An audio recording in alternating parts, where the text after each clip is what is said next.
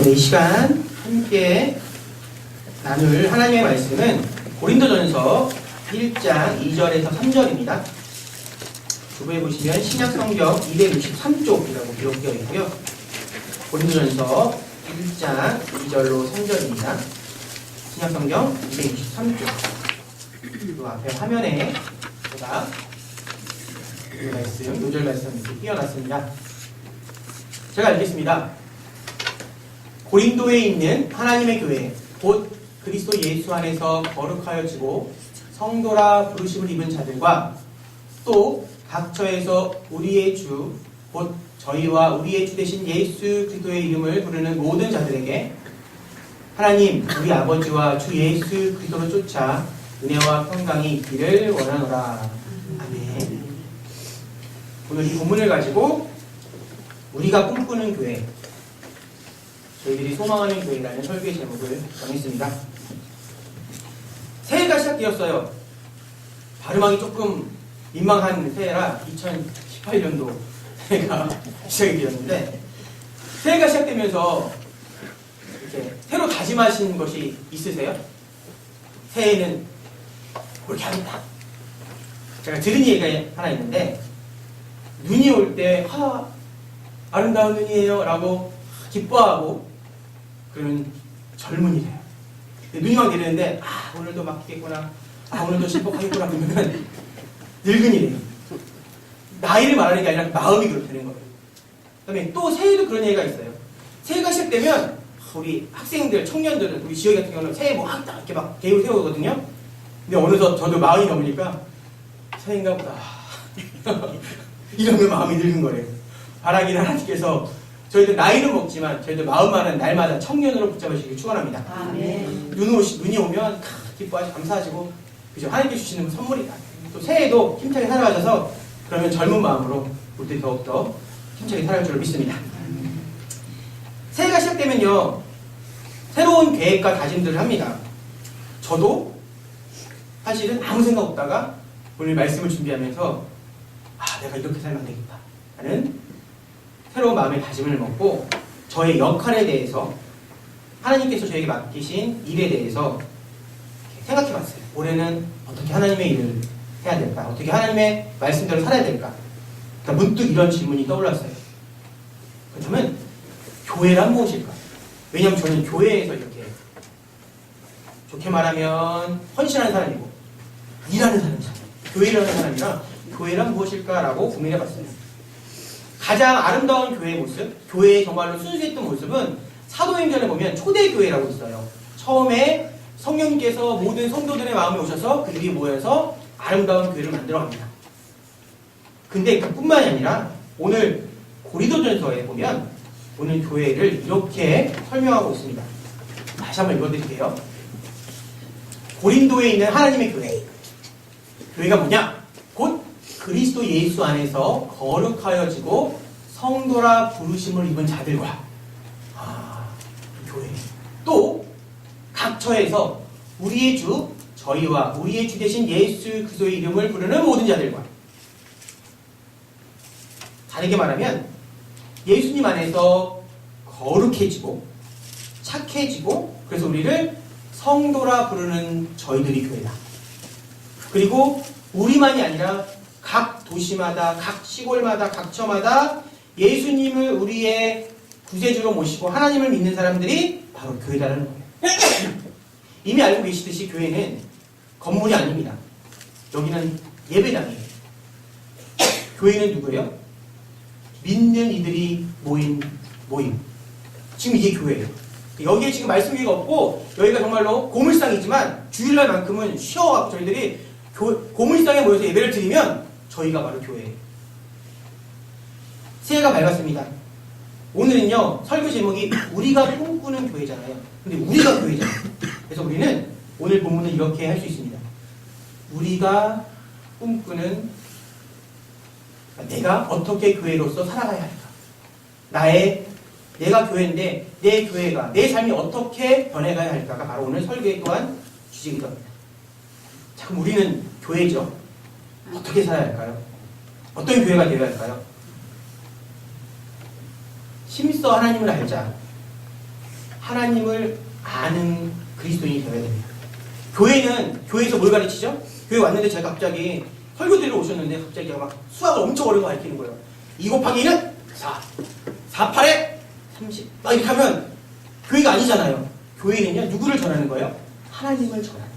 그리고 여기 계신 분들도, 성도님들도 교회이기 때문에 하나님을 심써 아셔야 되는 거예요. 호세아서 6장 3절입니다. 그러므로 우리가 여호와를 알자, 힘써 여호와를 알자. 그의 나오심은 새벽빛같이 일정하니 비와 같이 땅을 적시는 늦은 비와 같이 우리에게 임하시리라 한다. 하나님을 아셔야 돼요. 근데 오늘 보니까 새벽빛같이 혹은 비처럼 하나님 우리에게 많은 말씀을 주시고 많은 증거를 주셔요. 그것을 가지고 하나님을 바로 알자라는 거예요. 제가 올해 43이 되었어요. 저도 본의 아니게 어렸을 때부터 교회를 나왔어요. 왜냐하면 저희 어머니 아버지가 교회를 다니니까 흔히 그런 표현하죠. 뱃속부터 교회를 다녔어요. 그러면서 이렇게 교회에서 오랫동안 지내다 보니까 이 교회라는 공동체에서 수많은 이들을 만났습니다. 하나님을 정말로 만나고 새로운 삶으로 변화되는 분들도 봤어요. 어떤 분들은 슬픔과 절망 가운데 있었는데, 우울한 가운데 괴로워했는데 정말로 어느 날 예수님을 만나고 그분을 사랑을 깨달아서 아름다운 삶으로 변해가는 모습도 보았어요. 그런데 진짜 안타깝게도 교회에 나와서 몇 개월, 몇 년, 심지어 수십 년을 신앙생활을 했지만 하나님을 만나지 못하고 경험하지 못하고 떠나는 사람들도 봤어요. 그리고 여전히 교회에 출석하지만 의심과 갈등으로 방황하는 이들을 보게 됩니다. 지금도 우리 학생부가 저희들 꽤 많은데 그 학생부가 꽤 많기 되기까지 얼마나 많은 학생들이 왔다 갔는지, 그리고 심지어 저희 학생들이 예배를 드리고 있지만 그들이 여전히 의심하고 갈등하며 불안해하고 있는지 보게 됩니다.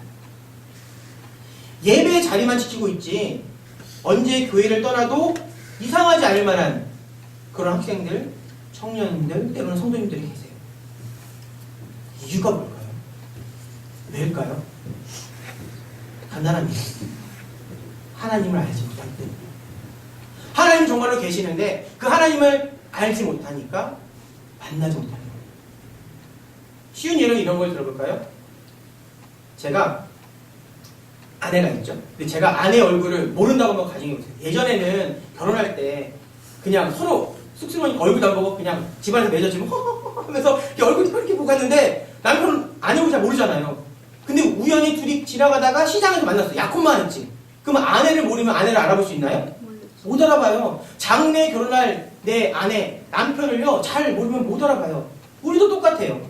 하나님을 알아야 하나님께서 우리 삶까지 오시면 알아보는데 하나님을 모르니까. 어느 때는 예배 가운데 오시고 어느 때는 정말 우리 삶 가운데 오신 하나님을 우리가 믿는다고 하지 하나님을 모르니까 교회를 떠나가게 되는 거예요. 물론 구원은요, 구원받을 만한 믿음은 하나님의 선물입니다. 은혜인데 그렇다고 교회로 나왔는데 그 자리에 있는데 그 흔들리는 믿음을 방치하는 것은요, 제일 먼저 누구의 잘못이에요? 바로 목회자와 교회의 잘못이에요. 그리고 또 누구의 잘못일까요? 그 다음으로 나태한 성도들의 잘못이에요. 따라서 그리스도인이라면 하나님을 바로 알기 위해 힘써야 됩니다. 알아야 될 거 엄청 많아요. 요즘에 세상이 어떻게 돌아가야 되는지도 알아야 되고 학생들은 공부도 해야 되고, 근데 정말로 중요한 건 뭐예요? 하나님이 어떤 분이신지를 알아야 돼요.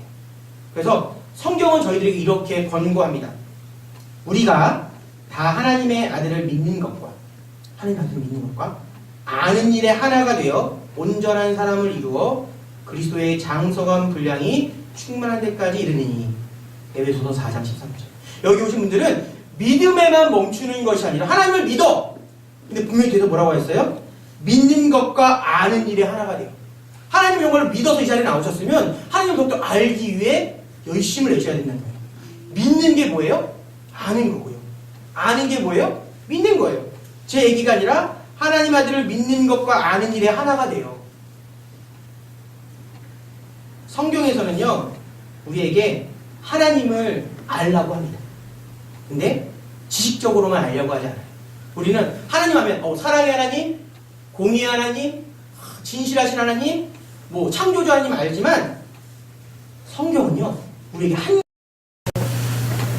가지 더 말해요. 뭐냐면 하나님께서 우리에게 주신 생각하는 능력, 이걸 다른 말로 뭐라고 하면 이성이라고 해요. 이성적이라고 할 때. 그것을 통해 더 깊이 알아요. 제 이야기냐고요? 아니에요. 성경이 있어요. 신명기 6장 5절 말씀 제가 읽어드릴게요. 너무나 유명한 말씀입니다. 너희는 마음을 다하고 성품을 다하고 힘을 다하여 내 하나님 여호와를 사랑하라. 여호와 하나님을 사랑하라는 뜻은 여호와 하나님을 믿고 알라는 뜻인데 뭘 다해서? 마음과 성품과 힘을 다해요. 근데 여기서 성경은 우리나라 말로 기록된 게 아니죠. 원래 어떤 구약 성경은 이제 히브리 말로, 신약 성경은 헬라 말로, 그리스 말로 기록됐는데 여기서 이제 마음이라고 번역된, 우리나라 말로는 지금 뭐라고 번역됐어요? 마음. 이게요, 사실은 정확하게 그 단어의 뜻을 보면 정신적인 에너지예요.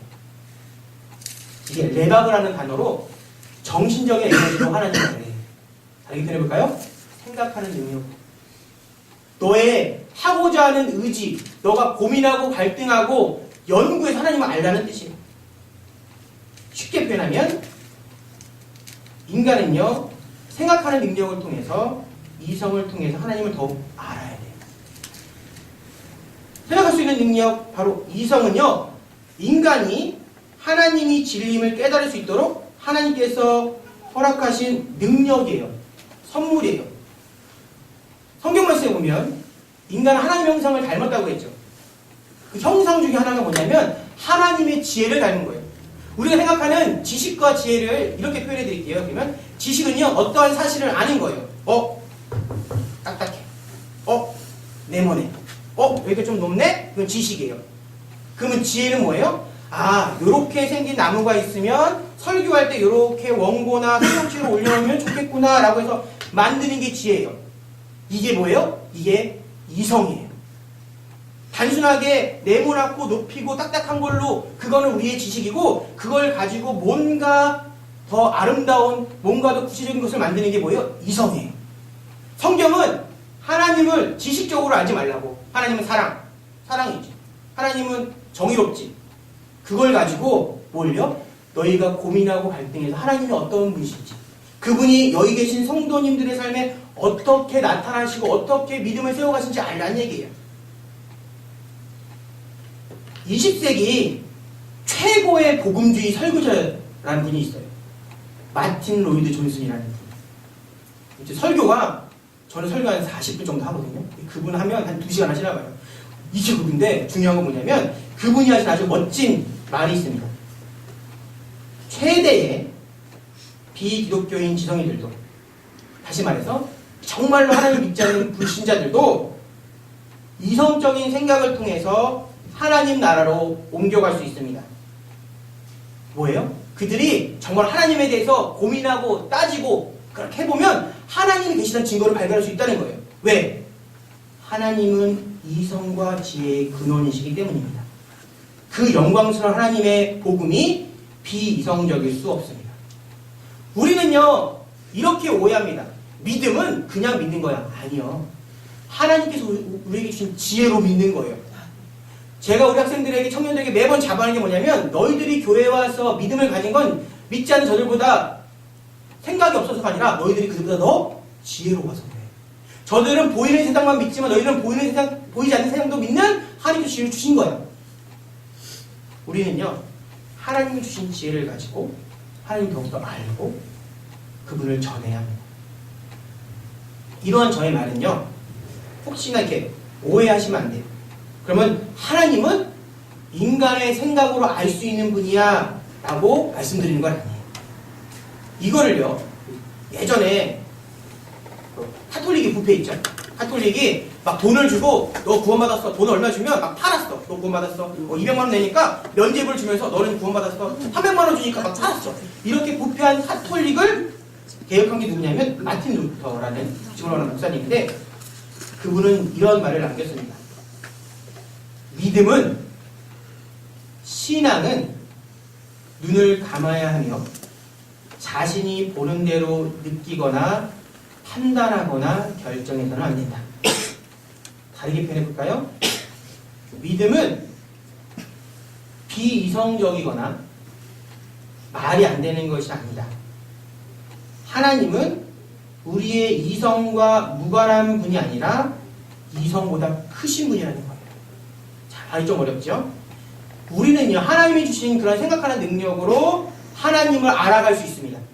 근데 만약에 우리가 생각하는 능력으로 하나님을 알아가면 그건 하나님이 아니에요. 우리의 생각 안에 있는 존재예요. 그죠? 저희는 우리가 생각하는 능력을 통해서 하나님을 알아갈 수 있지만 저희들의 진정한 믿음의 뿌리는 뭐냐면 인간의 능력으로 알 수 없는 그 하나님의 그러한 위대하심과 초월성과 하나님의 신비하심도 인정하는 거예요. 이게 왜 중요하냐면 그러면 똑같은 말 아닌가요, 목사님? 그냥 믿으면 되는 거 아닌가요? 아니요, 틀려요. 우리 주변에 보면 가끔 저희들도 그렇죠. 하나님을 믿는데 내 아들은, 내 부모님은, 내 친구는, 내 직장 동료는 하나님을 믿는다 하면서 여전히 의심하고 갈등하고 질문해요. 근데 그들에게 명쾌한 답을 주기 위해서 내가 하나님을 알아야 돼요. 그들이 질문하는 것들 다 뭐예요? 하나님은 왜 보이지 않을까? 왜 하나님이 계시면 왜 악이 존재할까? 그 대답들은 다 어디에 있어요? 성경에 있습니다. 그걸 우리가 하나님을 알아서 그들을 설득시키는 거예요. 그리고 내 믿음을 스스로 견고하게 하는 거예요. 그들이 필요한 건요, 하나님을 알기 위한 관심인데 그걸 우리가 하나님을 알아서 내 지혜로 전해주는 거예요. 그리고 그들이 그런 마음의 믿음의 씨앗이 생기면 하나님께서 우리에게 뭘 줘요? 그것을 넘어서는, 우리의 생각을 넘어서는 실제적인 놀라운 경험을 주시고 체험을 주십니다. 그게 바로 믿음이라는 거예요. 잠언서 1장 7절 말씀, 제가 처음 요한복음 3장 16절 외에 그 다음으로 제가 초등학교 때 외운 그 성경이에요. 여호와를 경외하는 것이 지식의 근본이었네. 일어난 자는 지혜와 훈계를 배우십니다. 하나님을 아는 게 지식의, 지혜의 근본이에요. 신앙은요, 우리의 믿음은요, 어둠 속에서 뛰는 게 아닙니다. 그냥 눈 감고 하나님은 어디 계신지 모르겠지만 열심히 뛰다가 만나겠지라고 뛰는 게 아니라 빛을 향해 나아가는 거예요. 빛이 있어. 그 빛이 뭔지 몰라. 그 빛이 눈이 너무 부셔서 우리가 태양을 바라볼 수 없듯이 태양을 바라보면 어때요? 분명히 태양은 존재하는 거 있지만 그 태양이 어쩐지 너무나 눈부셔서 알아볼 수 없는 것처럼 우리의 믿음은 그렇게 하나님 보고 달려가는 거예요. 그렇다고 그 태양을 내가 이해할 수 없지만 존재하지 않아요? 아니에요. 그게 믿음이에요. 성경은 분명히 약속하죠. 우리가 하나님을 만나는 날 다 알게 된다고. 그걸 보고 나가는 거예요. 하지만 우리는 충분히 그렇게 믿음으로 나아갈 뭘 갖고 있어요? 증거들을 받고 살아갑니다. 믿음 가족 여러분, 새해예요. 많은 계획이 있으실 거예요. 근데 그 첫 번째 계획이 하나님을 더욱더 알기를 축원합니다. 그분과 더욱더 가까워지시고요. 그래서 하나님과 동행하는 기쁨을 누리기를 축원합니다. 하나님은 지혜의 근원이세요. 하나님과 가까워지면요, 성도님들 삶 가운데, 우리 학생과 청년들 삶 가운데 하나님께 주신 지혜가 넘칠 줄 믿습니다. 내 삶을 바꾸는 건 내 노력이 아니라 하나님의 주신 지혜 잊지 마세요. 첫 번째는. 두 번째, 저희 교회는, 우리 말씀교회는 어떻게 나아가야 할까요? 우리 말씀교회 성도님들은 어떻게 살아야 할까요? 두 번째, 삶으로 믿음을 증명하자. 마태복음 5장 48절입니다. 그러므로 하늘에 계신 너희 아버지의 온전하신 것 같이 너희도 온전하라. 한국에는요, 사실 저도 잘 몰랐어요. 저도 이렇게 뉴스를 보고 알았어요. 3개의 학회가 있어요. 학회가 뭐냐면 공부하는 사람들이 모여서 공부하는 거 있잖아요. 3개의 유명한 신학 학회가 있습니다. 한마디로 성경을 연구하는 3개의 학회가 있는데 그 중에 하나 한국개혁주의 신학 학회가 있어요. 근데 거기서 얼마 전에 이러한 발표를 했어요. 현재 한국교회의 천박한 믿음에 대해서 경고했어요. 믿음은 되게 좋은 건데 어떻게 믿음이 천박할 수 있나요? 이야기를 해드릴게요. 한국교회가 믿기만 하면 이미 구원을 받았다는 생각이 뿌리 깊게 자리를 잡으면서 오직 믿기만 하면 과거, 현재, 미래에 모든 죄가 용서되고 구원받았다는 생각이 그러한 사상이 널리 퍼져 있는데 이것은 성경적이 아니라 개혁적인 것이 아니라 구원파적인 것이라고 지적합니다. 우리 구원파 하면 들어본 적 있으시죠? 저기 어디 가면 비하하는 건 아니지만 잘못된 믿음에 대해서 지적하는 거예요. 구원파라고 어떤 박모 목사님이 그분은 너가 예수님 믿었어? 오케이. 그럼 너는 죄 다 끝난 거야. 이제 네 마음대로 살아도 돼. 그게 그 복음의 핵심이에요. 정말 성경이 그렇게 말하나요? 너가 구원받았으니까 너 마음대로 살아도 돼 라고 말하나요? 아니에요. 근데 정상적인 교회에서도 그러한 잘못된 복음이 전해질 수 있다. 구원받았으니까 그것을 된 거야. 전반적인 내용을 요약하면 믿음이 작아졌어요. 하나님께서 만든 믿음은 우리에게 주신 원하는 믿음은 온전한 믿음인데 정말 완벽한 믿음인데 우리가 믿음을 찌그러뜨렸어요. 그래서 그 신학자들 목사님들이 모여서 뭐라고 외쳤어요? 온전한 믿음을 회복하자고 외친 거예요. 이러한 목소리는요 하나님의 뜻이면서 또 이 시대에 썩어져가는 혹은 이렇게 부패해져가는 혹은 잘못되어가는 교회들에 대한 경고예요. 우리의 믿음의 그 뿌리가 뭘까요? 우리가 믿는 우리 기독교 신앙의 본질이 뭐냐면 예수님을 전하고요. 뭘로 전해요? 내 입술로 전하고요. 뭘로 전해요? 내 삶으로 전하는 거예요. 거룩하게 살고 착하게 살고 나눠주고 용서하고 같이 울어주고 안아주고 그래서 어떻게 해요? 이기적이고 자기만 하는 사회를 변화시키는 거예요. 그게 교회의 목적이고 우리의 목적이에요. 우리는 예수님을 믿고 나만 행복하고 구원받는 것이 아니라 내가 내 가족을 사랑하고 이웃을 사랑하고 내 직장 동료를 이해해줘서 그들을 변화시키는 게 교회의 목적이에요. 근데 언젠가부터 교회는 어떻죠? 세상의 비난거리가 되었어요. 조롱의 대상이 되었어요. 차마 제 힘으로 말씀드리기 참 그렇지만 얼마 전 진짜 한 작년쯤에는요 기독교를 뭐라고 놀림받았어요? 개독교라고 놀림받았어요. 그 이유는 뭘까요? 행하지 않는 거기 때문에. 그죠?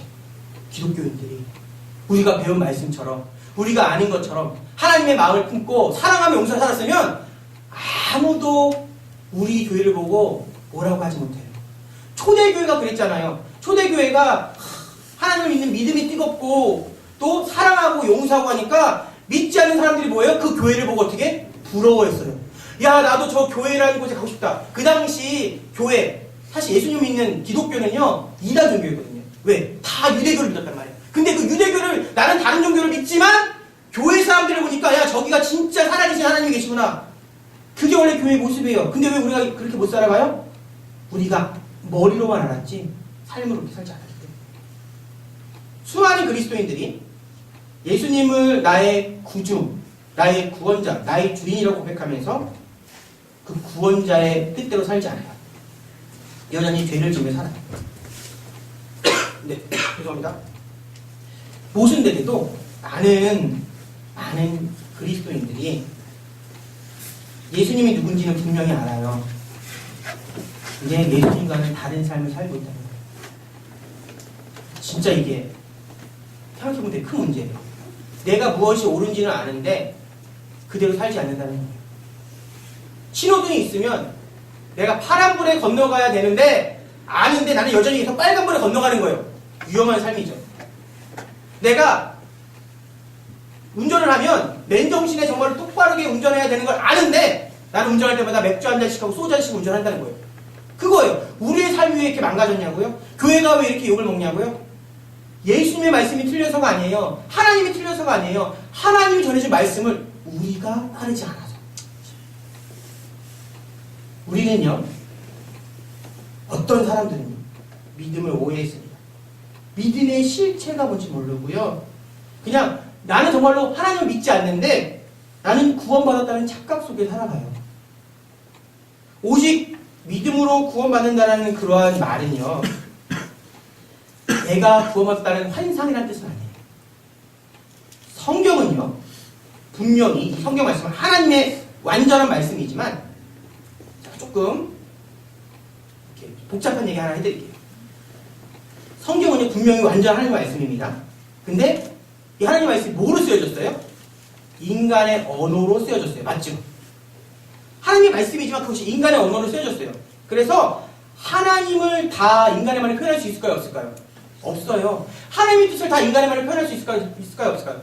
없어요. 그래서 믿음이라는 것도 한 문장으로 요약할 수 있는 것이 아니라 이 믿음은요, 로마서에 있는 말씀, 복음서에 있는 말씀, 구약에 있는 말씀에 대한 믿음에 대한 이야기를 잘 종합해서 하나님 뜻이 뭔지를 알아야 돼요. 아까 제가 처음에 뭐라고 말씀드렸죠? 지식과 지혜는 다르다.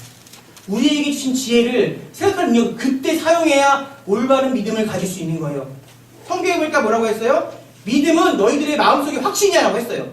근데 다른 곳에 보니까 뭐라고 했어요? 그 믿음은 너희 마음속에 확신이지만 다른 곳에는 뭐라고? 행함이 동반될 때 그 믿음이 완전해진다고. 믿음은 신념이기도 하지만 믿음은 뭐라고? 믿음은 행동이라고. 행함이 믿음이 진짜인지 가짜인지를 판단한다고. 제 이야기가 아니라 어디요? 야고보서 말씀입니다. 야고보서 2장 17절. 이와 같이 믿음에 행함이 따르지 않으면 그 자체만으로는 죽은 것이에요. 믿음인데 그 믿음대로 우리가 살지 못해. 그럼 뭐래요? 죽은 믿음이래요. 믿음이 아닌 건 아니야. 그것도 믿음 맞아. 근데 어떻게? 하나님 주신 온전한 믿음이 아니라 죽은 믿음. 깨꼴라. 아무런 능력 없는 믿음이에요. 야고보서 2장 26절. 영혼 없는 몸이 죽은 것과 같이 행함이 없는 믿음은 죽은 것입니다. 분명히 나는 믿음이 있는데 나는 어떤 믿음 갖고 있는 거죠? 죽은 믿음. 죽은 믿음은 가지고 하나님 나라에 갈 수 있을까요? 하나님 주셨을 거예요. 하나님의 말씀은요, 여러 곳에서 하나님은 우리에게 주신 지혜로 우리에게 이렇게 깨달으라고 하십니다. 행하지 않는 믿음은 죽은 믿음이에요. 중요한 건 그거예요. 그 죽은 믿음도 누가 오시면 성령님께서 오시면 살릴 수 있는 거예요.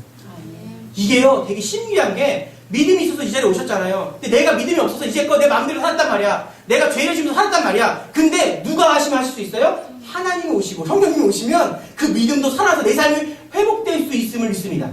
그게 신앙이에요.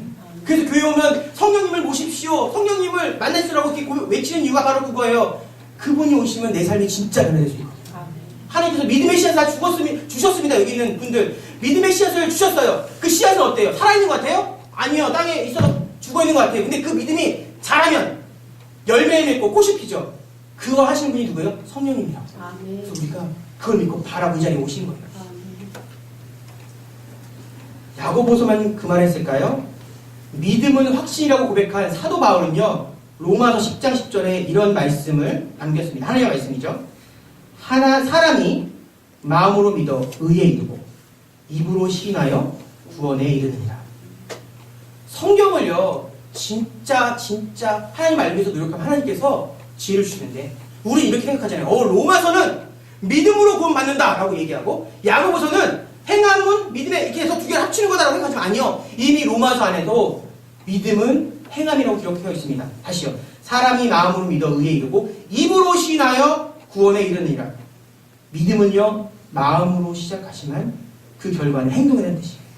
입으로 시인한다는 뜻이 뭐예요? 내 믿음을 밖으로 전한다는 거예요. 내가 말한다는 거예요. 맞죠? 내가 복음을 정말로 인정한다면 그 복음을 내가 삶으로 전하는 거예요. 그 행동하는 믿음이 바로 우리의 구원받은 증거라고 누가 얘기해요? 로마서가 하나님 말씀이 증거. 믿음의 하나님 여러분, 새해에는요, 하나님께 주신 그 믿음 있잖아요. 그 귀한 믿음을 이제 삶으로 증명하며 사셨으면 좋겠어요. 삶으로 증명하며 사셨으면 좋겠어요. 저도 예전에 한 번 또 읽었던 책인데 저기 보면 선한 목자의 교회라고 들어본 적 있을 거예요. 유기성 목사님이라고 되게 잔잔하고 진짜 진솔하게 하나님 말씀 전하시는 분이 있어요. 되게 멋지신 분인데 그분의 딸이 아버지가 그렇게 훌륭한 목사님이고 한평생 신앙생활했는데 그분의 딸이요, 하나님을 못 믿겠더래요. 하나님 못 믿겠더래요. 하나님 믿겨지지 않더래요. 그러니까 이렇게 생각하시면 돼요. 제가 이제 목회를 하고 있는데 설교자인데 제 아들 이제 11살 된 성택이가 아빠 나는 교회 나가지만 하나님 못 믿겠는데 이런 거 똑같은 거예요. 근데 그 딸이 어느 날 철이 들고 정말 하나님께서 지혜를 주시니까 이렇게 고백하더래요. 그 목사님한테. 아빠, 나는 사실 아직 하나님이 어떤 분인지 모르고 하나님을 만나지 못했어. 근데 아빠를 보니까 아빠의 모습을 통해서 나는 하나님이 계신 걸 믿는 거예요. 내 자녀들, 내 아내, 남편, 부모님들, 그들이 나도 만나기 힘든 하나님을 만날 수 있을까요? 우리가 기도하고 우리가 찬양하고 하나님 말씀 들으면 우리는 깨달아요. 근데 중요한 건 뭐예요? 그 깨달음이, 그 믿음이 내 삶으로 나타나면 내 가족이 나를 통해 하나님을 믿는 거예요. 그래서 행하는 믿음이 중요한 거예요. 세상 사람들이 이 교회를 보고 왜 판단하고 정죄하고 왜 미워하고 조롱해요? 내 믿음이 없으니까. 내 행함이 없으니까. 바라기는요, 새해에는요, 내 믿음을 끊임없이 돌아보고 각자 삶의 자리에서 사랑과 정의를 실현하시기를 소망합니다. 삶 가운데서 믿음을 증명하며 사시기를 축원합니다. 두 번째 메시지고요. 마지막 결론입니다. 그러기서 필요한 게 아까 뭐라고 말씀드렸죠? 이 정답이 나왔어요. 성령님과 정답. 예수님을요, 믿는 분들은 많아요. 하나님을 믿는 분들은 많아요. 그리고 성령님도 알아요. 그래서 성부, 성자, 성령 이 세 분은 한 분이시라는 삼위일체도 알아요.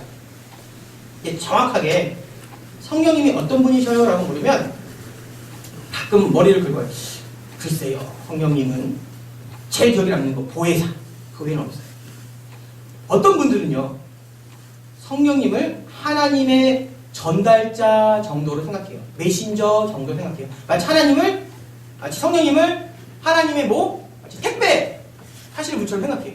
그래서 하나님께서 자, 이것 좀 갖다 주고 오너라. 그러면은 성령님께서 막 들고 자, 여기 사랑이다. 이렇게 생각해요. 어떤 분은요, 인간을 거룩하게 만들기 위한 어떻게 보면 하나님의 능력, 하나님의 에너지로 오해하기도 해요. 그리고 그에 대한 근거로 사도행전 2장에 보니까 하나님께서 성령을 부어준다! 내가 성령을 부어줄게! 라는 표현을 가지고 성령님은 에너지인가 보다. 성령님은 하나님의 어떻게 보면 심부름꾼인가 보다 생각을 해요. 어떤 말씀인지 한번 읽어드릴까요? 사도행전 2장 18절입니다. 그때 내가 영으로 내 남종과 여종들에게 부어주리니 저희가 예언할 것이요. 성령님을 부어준다고 하니까 성령님은 마치 어떤 물술처럼. 또 13절 하나님이 오른손으로 예수를 높이심에 그가 약속하신 성령을 아버지께 받아서 너희 보고 듣는 이것을 부어주셨느니라. 성령님은 예수님과 하나님이 이렇게 주시는 선물 같은 거구나라고 오해를 해요. 그리고 그래서 뭐라고 맨날 해요? 성령을 받아라! 성령을 마치 이거 받아라! 이렇게 막 오해를 해요. 한번 잘 고민 한번 해보세요. 성령님은 하나님과 예수님과 같은 인격적인 분이시고 세 분은 위치가 같은 분이셔요. 마치 부모님 하면 엄마와 아빠를 똑같이 공경해야 하듯이 우리가 예수님과 하나님과 성령님을 똑같이 공경하고 믿고 인정해 드려야 되는데 가끔 어떻게 해요? 성령님은 조금 떨어지는 분이에요. 그럼 왜 성경에 이런 말씀이 있을까요?